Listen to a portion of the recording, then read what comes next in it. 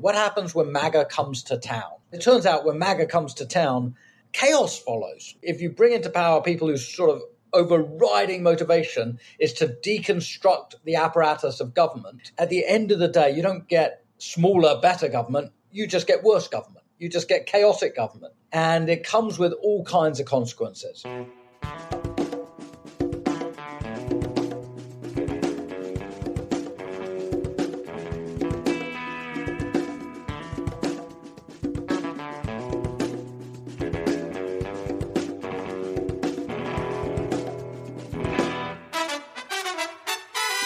Welcome to episode 217 of the Refuse Fascism podcast, a podcast brought to you by volunteers with Refuse Fascism. I'm Sam Goldman, one of those volunteers and host of the show. Refuse Fascism exposes, analyzes, and stands against the very real danger and threat of fascism coming to power in the United States. In today's episode, we're sharing an interview with Sasha Abramsky, author of Chaos Comes Calling, The Battle Against the Far-Right Takeover of Small-Town America. Thanks to our patrons who make this show possible. Patrons, join us for our next virtual event, a discussion of the War Game documentary, Sunday, October 6th at 3 p.m. Eastern, 12 p.m. Pacific. If you want to join us and aren't a patron yet, sign up to become one for as little as $2 a month over at patreon.com/refusefascism. Patrons find out information, including how to register for the event, over at our Patreon page. Thanks to those who are spreading the imperative by purchasing and wearing our Refuse Fascism t-shirt. Link in the show notes to get yours. And those who take the extra step to share the show, to rate, review, and subscribe, which helps more people discover this resource and join the community. So hopefully, after today's show, you'll be inspired to do the same.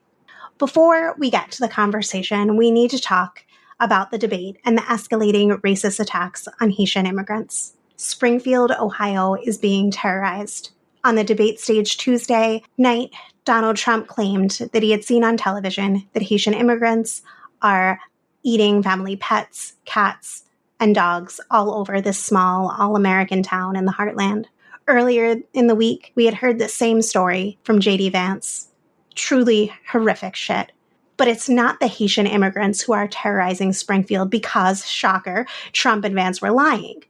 It is, in fact, the MAGA foot soldiers, including but not limited to explicit neo-Nazi groups, Blood Tribe and Goyim Defense League. In the days since the debate, Springfield City Hall, Springfield's hospitals, their schools, and even their DMV have been forced into lockdown multiple times from very real bomb threats issued by the MAGA mob.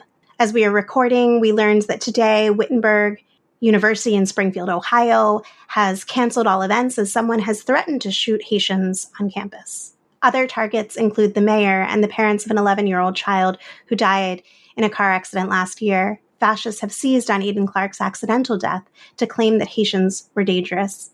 Aidan's father, Nathan, spoke out to condemn this blood libel, and now he is being targeted with the full weight of the fascist movement. Last month, armed neo-Nazis waving swastika flags marched through downtown Springfield, and now Proud Boys have joined in. These accusations of pet eating are not simply rumors, as much of the press would have you believe, but disinformation spawned on neo-Nazi social media platforms, disinformation that was then taken up by Fox News, other more mainstream fascist media, scions of supposedly serious conservative institutions, before coming out of the mouths of the very highest leaders of the 21st century American fascist movement. The local Nazis celebrated this, going on to Telegram, taking credit for putting Springfield on the map, saying, quote, "This is what real power looks like," end quote. Trump and his fascist movement have been attacking immigrants from the global south as a leading edge in their campaign to reseize power. Already, right now inflicting cruelty in the Rio Grande with deadly razor wire, promising the immediate mass deportation of at least 10 million people, trying to coin the term quote-unquote migrant crime as a new, worse kind of crime, claiming that the Democrats are using undocumented people to steal the upcoming election, calling for even more violence and militarization on the border, celebrating migrants' deaths, and all but promising to order Border Patrol to shoot brown people on sight. The Democrats' response has been varied, but it should be noted that it includes unleashing vigilantes like New York City's so-called guardian angels to intimidate and beat up people they suspect of lacking documentation. And it includes Biden and Harris's current militarized border policy, along with their proposed legislation to crack down with thousands more Border Patrol agents. This latest development in Ohio, which has shown no signs of fading away, is straight out of the Nazi playbook. But let's be clear, it is also straight out of centuries of American history. Irrational and debunked moral panics have been at the heart of wave after wave of all American violence, at home and abroad, and they widely persist today, even if their extremes have been temporarily checked. From the anti-Arab sleeper cell hysteria of the 2000s to the racist tropes of the war on drugs of the 90s. From fears of godless communists collectivizing wives in the 20th century to the myth of free Black people ravaging white women en masse in the 1800s. And almost every time, in addition to the lying, the supposed targets of these heinous fictitious crimes are groups, women, children, and now pets being systematically victimized by the very perpetrators of these myths. We're even seeing the same fascists perpetrate another panic in real time, one presenting trans people as a dire threat to women and children in sports and education and culture and bathrooms and society at large. It's worth noting that many Haitian immigrants are in a particularly vulnerable position in the U.S. today. As their temporary protected status can be revoked at any time by any administration, TPS gives legal residency to people who have fled to this country from Haiti as a result of the political chaos and violence that boiled over with the assassination of Haiti's president in 2021, and before that, fleeing from the effects of the 2010 earthquake that devastated the country. A number of commentators have come out to defend the Haitian community, saying that they are reviving the struggling town in Springfield, Ohio. But that isn't the point. They are human beings. This dehumanization, the threats, the violence would be unacceptable, directed at people of any nationality, regardless of their contributions. And it's not a coincidence that the reason so many have come to the United States from Haiti is because the U.S. has systematically destroyed Haiti for literally centuries through assassinations, coups, invasions, imperialist trade agreements enforced at the barrel of a gun. Trump's fear-mongering at the debate, a stage he has repeatedly used to incite violence, is not a distraction. It's not just an unhinged tantrum from a mentally deteriorating man. It's not just another politician lying. For all the talk that the debate lacked serious talk about policies and issues, this is his policy. From his birther days peddling lies about Obama to his grand descent down the golden escalator in 2015, claiming Mexico is sending rapists across the border, through 4 years of draconian border policy, Muslim bans, separating families, and much more. And now, through 4 years of strengthening the core of his fascist movement to overcome everything that held him back in his first term. This is what Trump is. This is who he is. This is his policy. It is the real world program. The men who massacred Latino people in El Paso at the El Paso Walmart, Black people at the Buffalo supermarket, and Jewish people at the Tree of Life synagogue may not have been on the payrolls of the Trump administration, but the line separating official policy from semi-sanctioned slaughter is a line that the fascists themselves are fast erasing here and across the globe once more. The actual policies and issues were on display, despite widespread opinions to the opposite. They are just so horrifying that people don't want to acknowledge that. And the PR machine of the Democrats is eager to spin legitimately horrifying promises of violence into apolitical, inconsequential tirades and tantrums. Once more, we see the decent people content making jokes amongst themselves as the fascists incite real-world violence against the most oppressed. The Haitian people in Springfield are telling anyone who will listen that they are scared, that they feel isolated. What would it look like if the tens of millions of people across this country who don't want a fascist future, let alone the federal government, left the jokes aside, left aside being personally offended, as in the words of Biden spokesperson Karine Jean-Pierre, and fully recognized the terror being brought down on this community? What if people actually stepped up and stood with our Haitian siblings in Ohio and across the country, acting with the understanding that these attacks on immigrants are the linchpin and battering ram of the whole fascist program. Not allowing the vicious, lethal anti-immigrant rhetoric to go unopposed, working to defend immigrants now so that it's clear that immigrants and refugees are welcome and it's the fascists that must get the fuck out. And setting up plans to protect oppressed people, especially immigrants living in red and purple states and those where power is contested. Because while we're laughing, Trump's people are taking this all deadly seriously. Watching Trump on that stage, it's hard to fathom how anyone could support this man as a serious candidate. He is entirely illegitimate. But as base does, our disbelief can often conceal the fact that millions in this country thought he won the debate, just like he won the last election. They think that he's bravely fighting the bad guys, tit for tat, that his bellicose lies are courageous truths. This doesn't go away by ignoring it. It certainly doesn't go away by laughing at it. It is then of no surprise but logical extension that once the demonization and inciting of violence has led to real-world threats and terror, Trump doubles down on dehumanization of immigrants as the fascist movement salivates at the pogrom it is propelling. Just listen to what he's said since the debate. Under Kamala Harris and the communist left, our country is under invasion. We are under invasion just like it was an army, except in many ways it's more difficult because they don't wear a uniform. You don't know who the hell to go after. The mayor of Springfield, Ohio, the police chief, the Republican governor of Ohio have all debunked this story about people eating pets. And now there are bomb threats at schools and kids being evacuated. Why do you still spread this false story? The real threat is what's happening at our border. Because you have thousands of people being killed by illegal migrants coming in and also dying. You have women dying as they come up.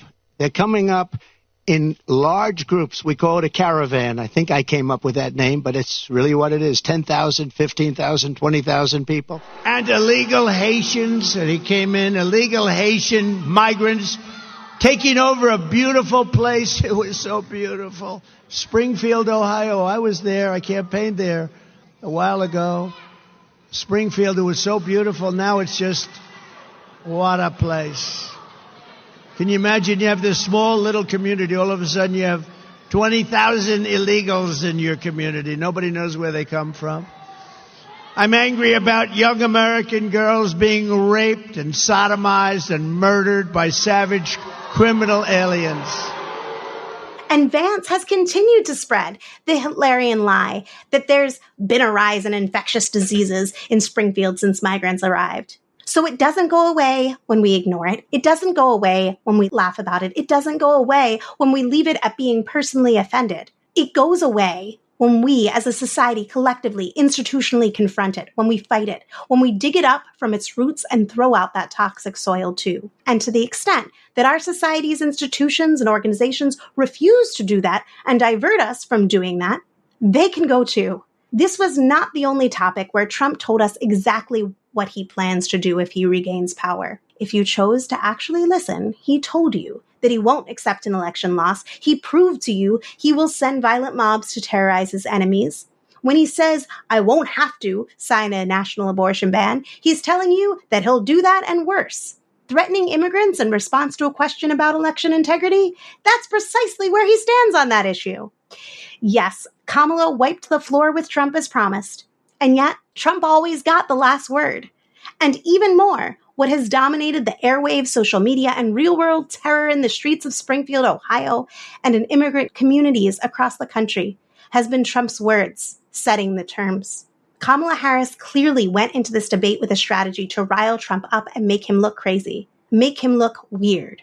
Her campaign insisted that both mics should stay live, enabling Trump to interrupt and interject. This highlights the core lesson that the Democratic Party has adamantly refused to learn for almost 10 years now, that Trump's wildness is his strength. For his ruling class backers and his million-strong base, that wildness separates him from every career Republican Party politician who failed to deliver over the past 50 years, failed to overturn Roe, failed to decisively seize the Supreme Court, failed to dismantle the administrative state, failed to inspire and lead the worst reactionary tendencies of the United States into a cohesive, monstrous movement.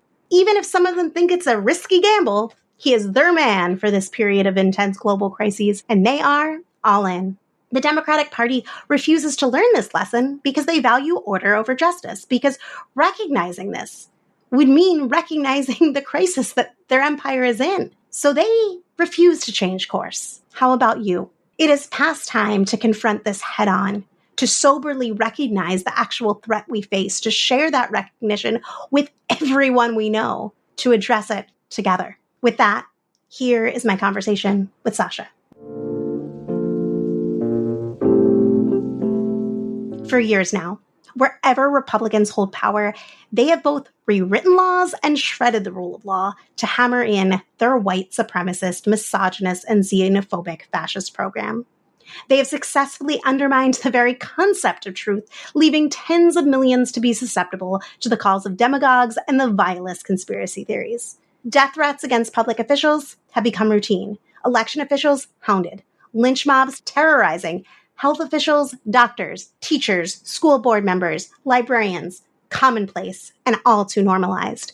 Nazi rhetoric is endangering immigrant communities in towns like Springfield, Ohio, and Aurora, Colorado, where we see the dangerous dynamic between the fascist leaders and the MAGA fascist mob is only escalating. Sasha Abramsky is The Nation magazine's Western correspondent. He is the author of several books. His latest book, released earlier this month, and the topic of today's interview is Chaos Comes Calling, the battle against far-right takeover of small-town America. This book documents how two rural communities in the Pacific Northwest, Shasta County and Sequim, Washington, were overwhelmed by MAGA mobs and how communities ripped apart and in one case beat back the MAGA menace. It examines what happens when QAnon, anti-vaxxers, Christian nationalists, militia supporters, and other denizens of the MAGA fascist movement take control of the very levers of power at the local level. Welcome, Sasha. Thanks for joining. It was a pleasure. Glad to be on. Without giving away your book, people need to read it. Can you tell us a little bit about what led you to selecting Shasta County and Sequim? Yeah, I've been reporting on the rise of these sort of very extremist, irrationalist political movements for a decade now. Since Donald Trump came down that golden elevator in 2015, it's been one of the areas that I've focused on because it seems to me that we were witnessing not just a sort of transition in how we did national politics, but we were witnessing something that was going to percolate downwards to the most local of levels and really impact people on the ground, really impact how we negotiated community. So I was looking for places that had these stories that in some ways were hyper local, but in other ways spoke to a much larger national story. And two things happened. First of all, there was this election in Sequim, in a very picturesque little town on the Olympic Peninsula in Washington, that resulted in a man called William Armacost getting onto the city council.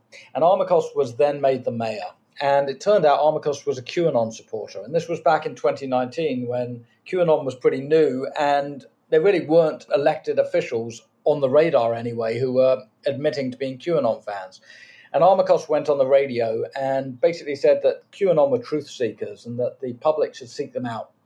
And this created a storm. And I thought, well, what's going on up in Sequim? So the first part of the narrative thread is set in this very picturesque community that ends up being torn to pieces by these very vitriolic political debates, not just about QAnon, but then about the pandemic and the pandemic response, a whole bunch of other issues. The second strand is Shasta County, California.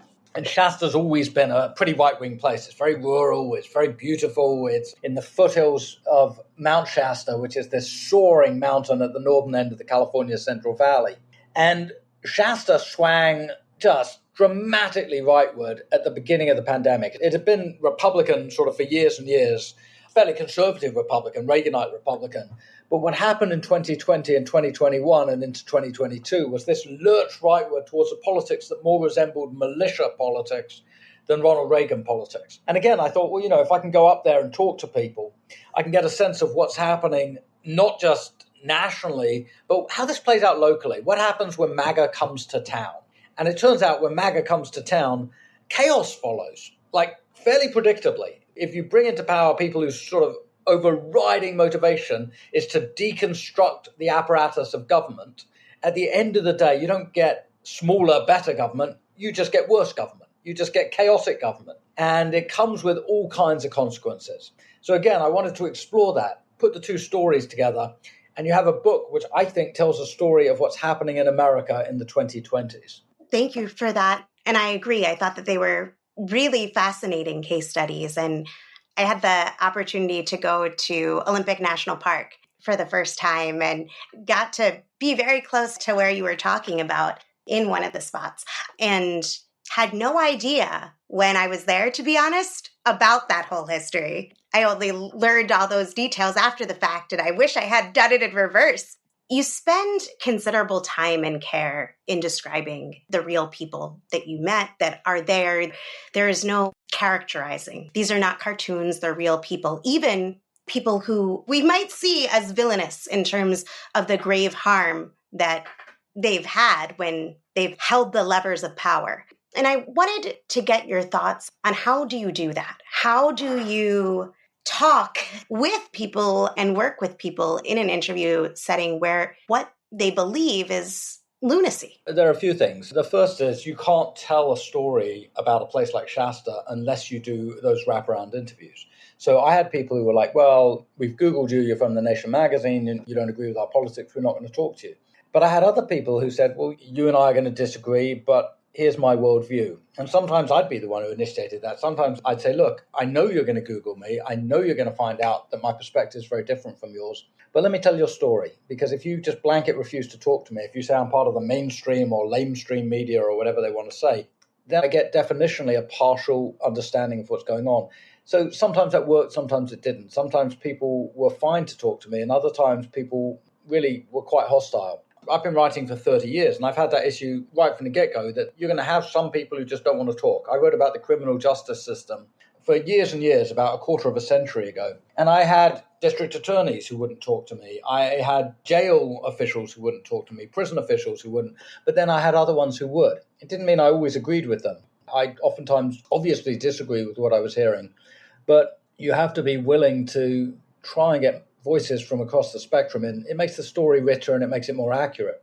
But there is an issue in this kind of polarized environment where people sort of ghettoize. Right-wing people only talk to right-wing people, left-wing people only talk to left-wing people, and you end up in these echo chambers. And from my perspective, it doesn't really matter if you're left-wing or right-wing. Echo chambers aren't particularly fruitful. They play to your existing biases. You know, if you want to understand what's happening during the pandemic when so many norms broke down, or you want to understand what's happening in the Trump era where our understanding of just what politics was shifted so dramatically, you can't only stay in your comfort zone. And I really do believe that. It doesn't mean you have to get rid of your moral compass. It doesn't mean you have to get rid of your ethos that governs your behavior. But you have to be willing to tell a complicated story. And any good journalist will tell you that. You have to be willing to tell a story that challenges readers to think outside their own boxes. And I hope I do that in Chaos Comes Calling. Look, it's clear I don't agree with a lot of the people I'm talking to. But it's also clear that they have a somewhat internally consistent, at any rate, worldview. I didn't agree with that worldview, and I thought that some of the policies that they were promoting were deeply harmful. And I thought that some of the behaviors that were going on at a local level in Shasta or in Squim, again, were deeply harmful. But why were they happening? Why in 2020 were armed mobs taking to the street against public health officials, of all people? Why in 2016 to 2020 was there a president in charge of this country who would use his Twitter platform to go after private citizens? You know, what on earth was going on there? And so I think that to try and sort of dig down a little bit and work out why is this happening and why is it happening now, you've got to have that willingness to interview people from a lot of different positions. Moving from there, I think it's important to look at, as you were talking about, why is this happening? And especially in relation to the lethal consequences from COVID response and the lethal consequences from what happens when these MAGA lynch mobs were able to actually hold power in local areas, those covered in your book and those not. How did we get to a situation where people who believe that the Democratic Party is really a child kidnapping operation organized around capturing children to literally suck their blood? Like, how were those forces able to seize power? Look, I think that we've had three massive dislocations in the last 10 years in our culture. And the first of them was the rise of social media. And that was so disruptive in both good ways and bad ways, but it completely undermined traditional news distribution and news absorption systems. So the way we got information changed, and it changed at breathtaking speed. It didn't happen over 100 years or even over 10 years. It happened in the space of a couple of years that the traditional news systems began to implode, and they were replaced essentially by glorified high technology, high speed rumor mills. And that set the stage both for a sort of jag rightward in politics, but also set the stage for a collapse in our collective attention span, that everything became reduced to clicks. We lost the capacity to sort of think slowly and sort of cogitate and meditate over, what does this imply? What does this mean? And we started looking for instant reactions. That has profound effects. And 10 years into the social media revolution, we're still only now getting to grips with what this does to our mental health and getting to grips with what it does to our collective capacity to understand events. So that's the first thing. But the second dislocation is the rise of Donald Trump and this uniquely demagogic form of politics. There have been other demagogues in American history. A good example would be Senator Joe McCarthy in the 1950s. But Trump takes it to a new level. Just the sheer blizzard of lies that he puts forward. And you saw this last night in his debate against Kamala Harris. Just one lie after another lie after another lie and one recycled internet myth after the next. And he does it in a way that, for his base at least, is very effective. And so Trump sort of shreds our traditional notion of what politics is. And he introduces this sort of very bombastic, very lie-based, very charismatic form of politics that is more akin to strongman, authoritarian, or dictatorial leadership than to democratic leadership. And the third thing that happens, the third black swan moment, is a once-in-a-century pandemic. And the pandemic happens just when social media and just when Zoom technology is taking off, to the extent that we can say, all right, we're going to shut down a lot of our societies, but we're going to continue to operate. We can shut down schools, but we can go online. We can shut down non-essential businesses, but we can go online. We can shut down government offices, but we can go online. And we sort of could, sort of couldn't. But one of the impacts of this, having a pandemic just at the moment when that technology had made possible the sort of removal into the virtual world of a lot of our daily life, is an extraordinary shock to our collective consciousness. So you have people who are being told you can't send your kids to school. The pandemic basically creates this total sort of spasm of anxiety and fear, some of it public health related, but some of it loneliness related, because we're being asked to basically isolate. We were being told you can't go to your churches, or you can't go to your places of worship, or you can't go to your schools, or you can't go to your business, you can't really have social gatherings, etc., etc. And obviously, some people ignored that, some people took it seriously, but collectively, it produces this huge upsurge in anxiety. And we see it in increased uses of drugs, we see it in alcoholism, we see it in the upswings in violence in 2020 and 2021, we see it in the upswings in homelessness. There are all these indicators suggesting that beyond the physical health impact of the pandemic, there's a vast and probably ongoing psychological impact. And that plays into politics. People got angry, their fuses were short. People who might have been civil a year or two or three before suddenly are going to community meetings and county board of supervisors meetings, and they're screaming and shouting at their neighbors. And they're treating their neighbors not as someone they might disagree with on one or two political issues, but they're treating their neighbors as enemies. And that's profoundly dangerous. When communities turn against each other with that kind of jagged edge, that's when civil norms break down. And that's when the sort of very foundation pillars of democracy, the cultural pillars that make democracy possible, start to wobble. And once they wobble, then you've got violence in the political process. And Donald Trump played that up. He started flirting with paramilitary groups and street fighting groups like the Proud Boys and the Oath Keepers. He started making these very, very inflammatory tweets in the spring of 2020 about liberating Democratic counties and Democratic states from lockdown. This stuff was dangerous. And when you have a president and his advisors basically putting the thumb of approval onto street fighting methodologies, well, there's no surprise that come January 6th, 2021, several thousand of those followers decided to try and attempt an insurrection. That's directly a chain product of what happened a year earlier with COVID responses. There's a lot of time, you mentioned earlier, spent on looking at this national story of what's unfolding. And on this show, we spend a lot of time talking about the horrors that have been brought down from fascists in state and federal offices, but the local politics of the fascist movement, which is often too vast and diffuse to cover on a show like this, offers unique insight, I feel, into the goals, vision, methods, and strategies of the fascist movement we are confronting nationally and to be real globally. What do you think is missed when we leave out these local stories? I think what's missed is the texture of how this plays out on the ground. So it's one thing to say, all right, Donald Trump is using a kind of fascist oratory. If you'd said that 9 or 10 years ago, you were quite far out on the sort of extreme of the political spectrum. But after 4 years of Trump and then 4 more years of Trump trying to rehabilitate himself, we see it fairly commonplace now that people across the spectrum look at this and say, well, you know what, this is tinged with fascism. This isn't some abstract thing. What happens is when people right at the top give their imprimatur, when Trump says that there are very good people on both sides in Charlottesville, when one side was filled with neo-Nazis, that gives legitimacy to neo-fascist movements. When people like Tucker Carlson flirt with the Great Replacement theory and have this idea that there's this conspiracy to dilute the racial stock of America and replace it with non-white, non-Christian voters, well, again, that sort of gives the imprimatur. And then people lower down the food chain are like, well, you know, Tucker Carlson said it, so it must be okay. You know, recently Tucker Carlson hosted on his show a Holocaust revisionist. I mean, this would have been unthinkable 10 years ago for somebody who has pretensions to be a major national figure, a mainstream political journalist, to give a platform to a Holocaust denier who says that the single greatest villain in World War II was Churchill, not Hitler, and that the Holocaust was an accident of history. This is the stuff of nightmare that this kind of language is being rehabilitated. The fact that there are now neo-Nazi movements springing up, they're not huge movements, but the fact that the neo-Nazi organizations can now field people at demonstrations. You've been seeing in these rallies that have been going on around the country, far-right rallies, you know, the unthinkable truth is that there is now a neo-Nazi presence at some of these rallies. Now, that's not to say everyone who turned up on January 6th was a neo-Nazi. They weren't. There were people from a variety of different backgrounds with a variety of different political motives who turned up. But the very fact that there are some people using Nazi iconography and using the swastika in their politics and talking in the language of Adolf Hitler, this is shocking. And this could not have happened without that lurch rightward that Trump accelerated.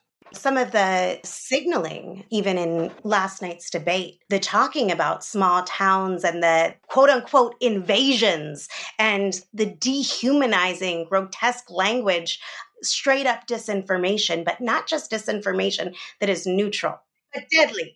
The debate last night was flat out fascism. This ranting and raving about immigrants eating pets. Well, you know, there's no evidence of that. This is just literally a blood libel theory. This is one spewing of racial bile after the next, after the next, after the next. It was completely extraordinary to watch a mainstream political candidate saying the kind of things that Donald Trump said yesterday. Obviously, that plays out locally when you have these rumors at a local level and then, you know, given the imprimatur of approval. It's not that different from England last month when there was this rumor that it was an undocumented immigrant who had killed 3 young girls. Well, it turned out it wasn't an undocumented immigrant, it was someone else. But meanwhile, these mobs had started attacking asylum centers around the country, and the mobs were accelerated by Elon Musk replatforming on X various extremist individuals and groups so that they could have their say, and then reposting, using his enormous reach, reposting some of the more inflammatory racist taunts. This kind of thing carries huge consequences, and it percolates down from the top and it impacts localities. I'll say one more thing about the debate. It was completely remarkable that Donald Trump would use as a character reference in the debate Hungary's leader, Viktor Orban. Well, for goodness sake, Viktor Orban is a pariah leader in Europe because he flirts with fascist leadership. He has what he calls an illiberal democracy, which is in all but name a dictatorship. The very fact that Donald Trump would think it was a good idea to use Viktor Orban as a character reference, my word, I mean, why not just take it one step further and actually find a genuine neo-Nazi and use him as a character reference? It was complete insanity to watch Donald Trump doing that. Absolutely. Here we are, weeks away, less than 2 months. Are we at 2 months? 56 days, 55 days? Yeah. We're less than 2 months. How do you see the situation looking in local areas where millions of people, not in each local area, but millions of people across this country deeply believing this disinformation about the conceding of a stolen election and that this election is already rigged, and if he loses, it's only because of fraud, all of that. How, and Right now, it's looking very close, too close. How do you see this moment looking? What do you think is on our hands in November? Not on the election, but after that. My gut is it is a close election. And, to me, I find that a little bit unfathomable because when you watch Donald Trump, regardless of whether or not you like right-wing politics, when you watch Donald Trump, you see a man who clearly is so far past his intellectual prime and so confused in so many ways and so prey to disinformation. It's extraordinary to me that so many people are still attached to him politically. But it is going to be a close election. And there's a danger. And the danger is that Trump's movement has captured boards of elections in places like Georgia. And they've got a mission, and that mission is basically to gum up the works if there's an unfavorable election result that goes against Donald Trump. And that gumming up the works, there are many spots in the process. There are these different dates for certifying elections. And it seems to me there's a strategy here. You gum up the works, you try to stop certification, and you throw enough chaos into the process that it either gets thrown to the House of Representatives or to the Supreme Court. In a normal time, all of those ideas would be sort of far-fetched because in a normal time, both candidates would have pledged to respect the election result. There wouldn't be this risk that one candidate would try and sort of inspire insurrectionary politics again. In this election, Trump's been asked again and again and again, not just by his opponents, but by journalists, will you accept the election result? And he hedges. Every single time he's hedged. So that's telling his followers something. And he's already talking about the election being a sham, and he's talking about stolen votes, and he's talking about all the things he talked about after he lost in 2020.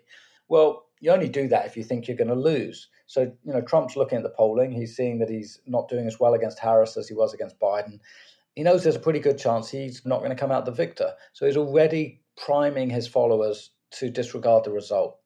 That's dangerous. It's dangerous in so many ways. It's dangerous particularly in a country as heavily armed as America is. We have 400 million guns in this country. I mean, that's powder keg stuff. Trump is playing with fire, not for the greater good. He's playing with fire for his personal good. Now, in a previous era, a politician who did something that dangerous for their personal good and put the risk of the country at that much, it would be called treasonous. Whether or not Trump's a traitor, I don't know the legal definitions of the word, but it is the most scandalous thing possible for a man of his power and influence and reach to prime millions and millions of followers to reject the democratic process and the democratic election system. And so I'm worried. I think that you ask what's going to happen after the election.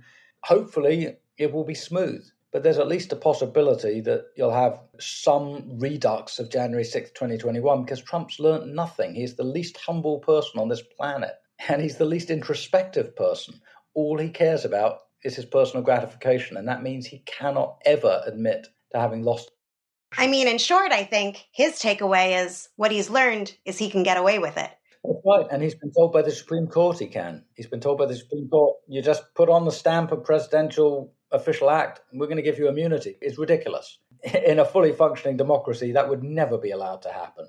But yes, he thinks he can get away with it. And as long as he thinks he can get away with it, he's going to keep on sowing chaos politically. There is hope in your book. It is not only a book of communities being ravaged. It is also a book of people coming together and being able to, at least in one county, beat back these MAGA forces. And as people think about what does it mean to prepare for this moment, where if you are looking at the situation with any kind of reality-based approach, you can say it's fraud. What lessons do you take away from Scream County, Calhoun County? I love the reporting in Scream County because one of the really sort of upbeat parts of the book is that Scream residents in Scream, it's not just Scream in the abstract, but individual residents came together and looked at what was happening and looked at the dysfunction of local government and decided this couldn't stand. And they were Democrats, they were progressives, they were liberals, they were moderates, they were centrists, and there were a goodly number of Republicans as well who came together and formed what they called the Scream Good Governance League. And they fielded slates of candidates and they did a huge voter education and voter outreach effort. And they ended up beating back the forces of extremism electorally. And they ended up winning 2 electoral cycles in a row and really pushing back. I hope when my readers read this, they see that there's more than one potential ending here. You can look at all of this dysfunction that sort of coalesces locally and you can say, oh, it's hopeless, I must just put my head in the sand. Or you can look at all the dysfunction and say, we can do something about this, me and my neighbors, me and my friends, me and my family, whatever it might be. When that happens, you get really interesting local things emerging, local movements emerging. I hope my readers read to the end of the book. I think they'll be surprised, and I think they'll end up experiencing something vicariously that was really very interesting. Thank you so much, Sasha, for taking the time to talk with us, to share your experiences, to share your insights and perspective, and most importantly, to share Chaos Comes Calling with us. And in the show notes, folks can find a link to get the book. Besides reading the book, where else do you want to direct listeners to if they want to learn more about your work? Well, I'm doing readings around the country at the moment. So if any of your audience happens to be in San Diego tonight, for example, I'll be reading at Warwick's. If your readers are going to be in Seattle on the 13th, I believe, I shall be at Seattle Town Hall doing an event. And on the 15th in Portland, I'm in one of my favorite bookstores on earth at Powell's Bookstore in Portland. And I'd be delighted to see some of your listeners there. Is there a spot to find where your multitude of events are, your readings are? My social media presence is a bit scattershot, but they can certainly look me up on X or they can look me up on Facebook, and I do try and post my events. Perfect. Thanks so much, Sasha. You're very welcome. Thank you. Thanks for listening to Refuse Fascism. Want to help this show reach more people at a time when it's needed most? Amazing! As people rightly agonize over the fascist threat, help grow the community we need by literally wearing Refuse Fascism across your chest by purchasing one or more of our Refuse Fascism t-shirts. If you want to take a step further, become a patron for as little as $2 a month over at patreon.com/refusefascism. And whether you can give it $2 a month or $25 a month, it all makes a difference in producing and promoting this independent, all-volunteer weekly podcast. And again, we'll be having our next patron-only event October 6th. That's a Sunday. So patrons, head on over to our Patreon page and register to join us. We're going to be discussing the War Game documentary. Thanks for your support. And if you can't give now, or if you did already, share the show with others. Rate and review on Apple Podcasts or wherever you listen, or comment on our social posts or YouTube uploads. It makes a difference and is so appreciated. And of course, follow, subscribe wherever you listen so you never miss an episode.